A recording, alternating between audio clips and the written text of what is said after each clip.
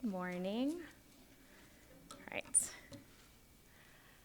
Every now and then, I'll randomly ask my husband, "Do you love me?" And every single time he just laughs. It always catches him off guard, and he'll say something along the lines of course, you know I love you. And he's right. I do know he loves me. In the end, it is a silly question. He doesn't need to constantly tell me he loves me in order for me to know that. I just like to hear it. Jesus is the greatest example of this. One of the ways I prepared for my lesson was by reading all of Jesus' words, primarily the ones in the Gospels. And in all that I read, I couldn't find a single recorded instance of Jesus saying, "I love you." There were times he insinuated his love, like in the verse that was just read for us, when he tells his disciples to love one another as I have loved you, but never a direct, "I love you." I mentioned this to my husband, and he said, well, he was a man. And we joke, but the truth is, Jesus never had to say he loved anyone. It was an obvious fact. Jesus was love in human form. 1 John 4:9 speaks on this. In this, the love of God was made manifest among us, that God sent his only Son into the world so that we might live through him. In this, the love of God was made manifest among us. He was the most perfect example of love, and it showed through his actions, his service, his speech, and every bit of his being. Being commanded to love one another is actually a huge task to take on when we really think about it. And we're reminded of the importance of this commandment all throughout the New Testament. Romans 13:8-9 tells us, "Owe no one anything except to love each other, for the one who loves another has fulfilled the law. For the commandments, you shall not commit adultery, you shall not murder, you shall not steal, you shall not covet, and any other commandment are summed up in this word, you shall love your neighbor as yourself." So what does loving one another look like? And how can we use Jesus as the perfect example to imitate? In order to truly understand how to imitate his love, we need to know what love is. If you were to look up the definition of love in a dictionary or online, almost everyone will describe love as a feeling, whether it's a feeling of deep affection or a feeling of compassion. But the Bible describes it a bit differently. Many people are familiar with 1 Corinthians 13. Love is patient and kind. Love does not envy or boast. It is not arrogant or rude. It does not insist on its own way. It is not irritable or resentful. It does not rejoice at wrongdoings, but rejoices with the truth. Love bears all things, believes all things, hopes all things, endures all things. I think we can all agree that love is so much more than a feeling. Love is work. Love takes effort. So how can we put in the effort to love the way Jesus loved? I'd like to start with the way Jesus loved his disciples. I think that we can use the way he showed love to his disciples as a great example of how to love our sisters in our church. For starters, Jesus built personal relationships with each and every one of his disciples. He called each disciple by name, invested time with them, shared meals, and created deep and personal bonds with them. The disciples were more than just his followers, they were his friends. In John 15:15, he tells his disciples, "No longer do I call you servants, for the servant does not know what his master is doing. But I have called you friends, for all that I have heard from my Father I have made known to you." He spent years with them, teaching and guiding them along the way. Can you imagine, just think about this, going on a camping trip with a group of your friends for 6 months? The first day or two, maybe even the first week, would be really nice. You're spending time together. But I think that after some time, we're going to start growing impatient with each other. We're going to start having disagreements, and we're probably going to start craving some alone time. I know for me personally, if it's Florida that I'm camping in, the heat would not bring out the best of me. But can you imagine how well these men knew each other just from the amount of time that they spent together? Now, I don't think we need to be planning month-long trips with each other anytime soon, but we should be making an effort to build relationships with one another and truly get to know each other. Love is not surface level. It needs to be more than a hi, how are you once a week. Granted, we may not be able to have a deep relationship with everyone, but are we making an effort to have those relationships even with a few? 1 Thessalonians 5:11 reads, "Therefore comfort each other and edify one another, just as you also are doing." The word edify here means to promote growth in Christian wisdom, affection, grace, virtue, holiness, and blessedness. To become spiritually mature, we need emotionally safe people in our lives. People we can share absolutely anything with. People we can open up to and share the worst parts of ourselves with, and still feel safe and loved. Do we have those people? But a better question is, are we that person for others? I have to admit, I have been incredibly nervous about speaking. And one of the reasons why I was having such a hard time is because I know that I struggle with more than one of the points I'm making in this lesson. I have been stomping all over my own toes as I prepared for this lesson. It's easy to show up on Sunday mornings, but it takes effort to show up for others outside of worship. I know I love my sisters, but I have to reflect and ask myself, am I making the effort to show them that I love them? Do they know that I love them? Jesus was not unaware of his disciples' concerns and needs, and he made it a point to comfort and love them when they needed it. In John 16, verses 19 and 20, we read an example of this. Jesus knew that they wanted to ask him, so he said to them, "Is this what you are asking yourselves? What I meant by saying a little while and you will not see me, and again a little while and you will see me? Truly, truly, I say to you, you will weep and lament, but the world will rejoice. You will be sorrowful, but your sorrow will turn to joy." Jesus recognized their concerns and helped ease their worries. It is so important for us to encourage and be there for each other and help provide for our sisters' needs, whether it's by spending time with them, helping with accountability, or providing a shoulder to cry on. But how are we supposed to know the needs of our sisters if we don't connect with them and put in the effort to build those personal relationships?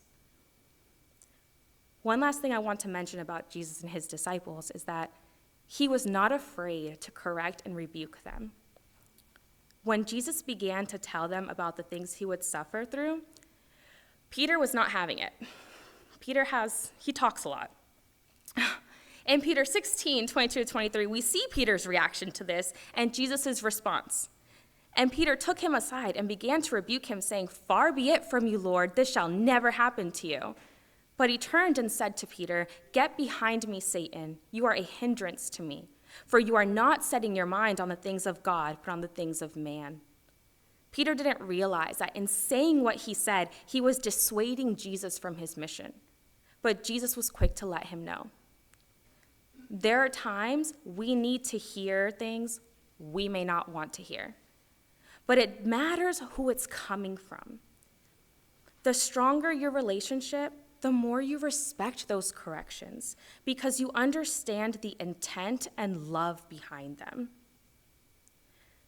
Proverbs 27, 5 and 6 reads, "Open rebuke is better than love carefully concealed. Faithful are the wounds of a friend, but the kisses of an enemy are deceitful." Criticism and love are not mutually exclusive. The problem isn't the criticism, but the way it's given. If we ever need to give criticism, we need to make sure we are doing it purely out of love. And the way we give the criticism needs to reflect that. We should also be open to criticism and even seek it from those we know love us and want us to do better and be better. Now, how can we use Jesus' love as an example for how we should love others within our communities and the world? Jesus did not hesitate to show his love to those that society may have deemed unlovable. He spent time with and cared for those who were considered social outcasts or morally flawed. Take the instance of the leper. Take the instance of the leper in Matthew chapter 8. When he had come down from the mountain, great multitudes followed him. And behold, a leper came and worshipped him, saying, "Lord, if you are willing, you can make me clean." Then Jesus put out his hand and touched him, saying, "I am willing, be cleansed." And immediately his leprosy was cleansed. Two things always stand out to me from these verses. First one, the leper said, "If you are willing, you can make me clean." He didn't ask Jesus if he could make him clean. He already knew that Jesus had the ability to heal him. And two, Jesus touched him. Jesus didn't have to touch him in order to heal him. He's powerful enough that he could have done it in any way or form he wanted to. But he touched him nonetheless. This man had probably not felt the touch of another human being for a long time. And Jesus didn't hesitate to provide that. How loved that man must have felt at that moment. I know we don't come across lepers in today's society, but I think we can imitate the example of Jesus providing love and compassion towards someone who hadn't received that from others. Now, I want us to look at Matthew chapter 9. This is right after Matthew, he tells Matthew to follow him. Now it happened as Jesus sat at the table in the house, that behold, many tax collectors and sinners came and sat down with him and his disciples. And when the Pharisees saw it, they said to his disciples, "Why does your teacher eat with tax collectors and sinners?" When Jesus heard that, he said to them, "Those who are well have no need of a physician, but those who are sick. But go and learn what this means. I desire mercy and not sacrifice, for I did not come to call the righteous, but sinners to repentance." Jesus loves all. He came to save all. Not some, not a select few, all. They accuse him of this again in Luke 19 after Jesus tells Zacchaeus that he needed to stay in his home. In verse 7, they said, "He has gone to be a guest with a man who is a sinner." And how does Jesus respond?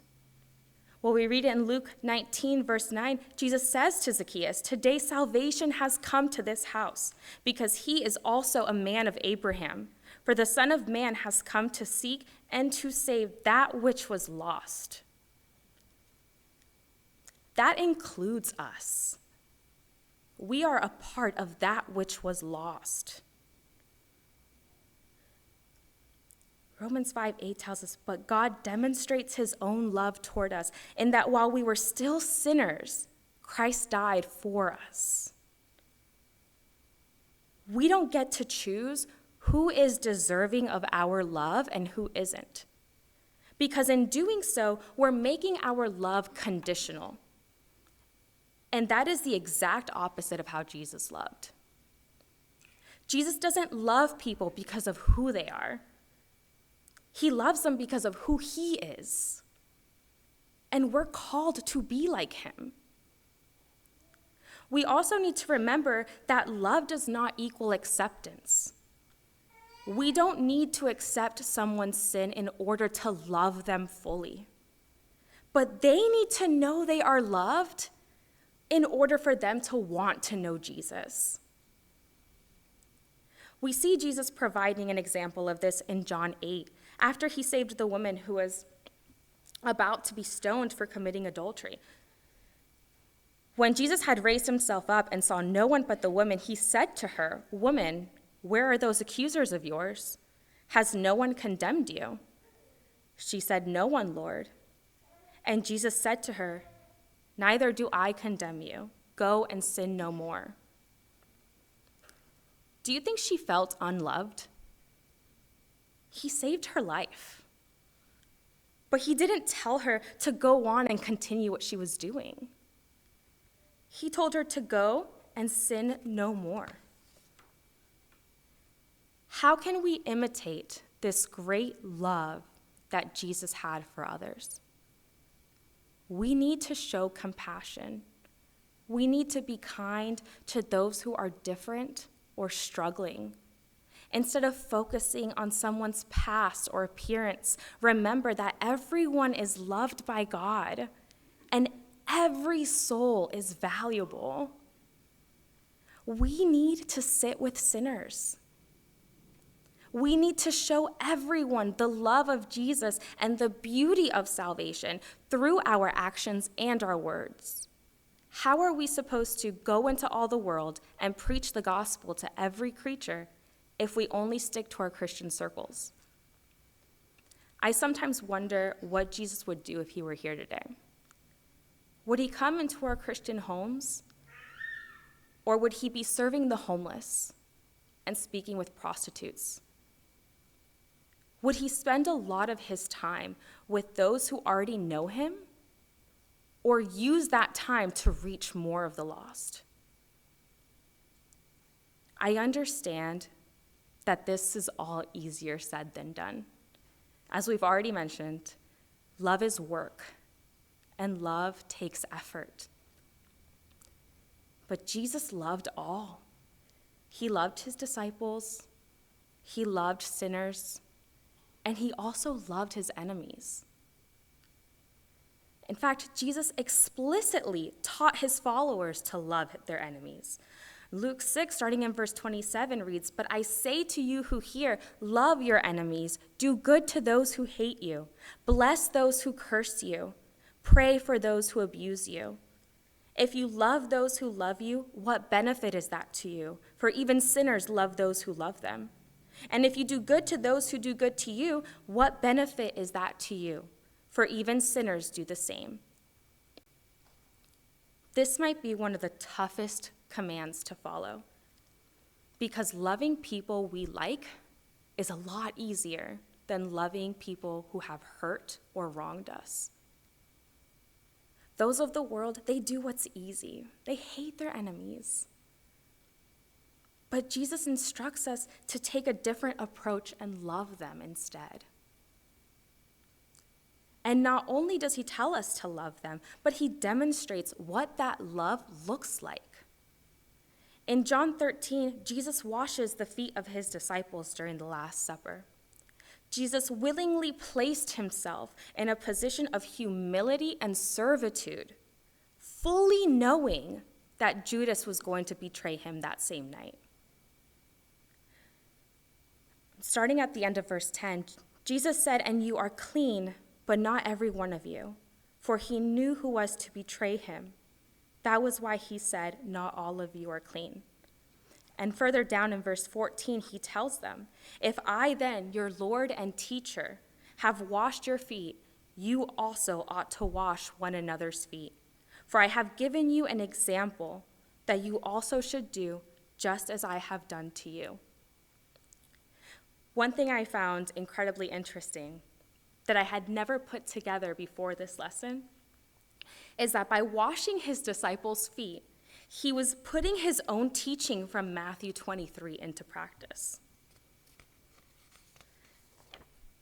"The greatest among you shall be your servant. Whoever exalts himself will be humbled, and whoever humbles himself will be exalted." That's exactly what happened there. And he doesn't stop there. That same night, we see him show love and mercy to yet another enemy. When they came to take Jesus away, Peter struck the servant of the high priest and cut off his right ear. And how did Jesus respond? But Jesus said, "No more of this." And he touched his ear and healed him. Remember how I said I was stepping on my own toes preparing for this lesson? I can't imagine being in a situation where I would willingly help someone who is actively hating me. And I think that just helps me understand how much more I still have to grow as a Christian. I'm far from perfect. But that's what's so incredible about being a Christian.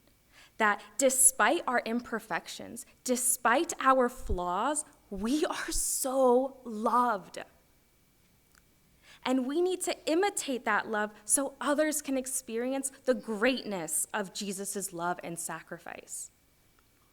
Because his sacrifice is the ultimate demonstration of love. He came to earth and endured ridicule, rejection, betrayal, and torment. Jesus was innocent of any sin or wrongdoing, and yet he willingly gave himself as a sacrifice for all, including those who hated him.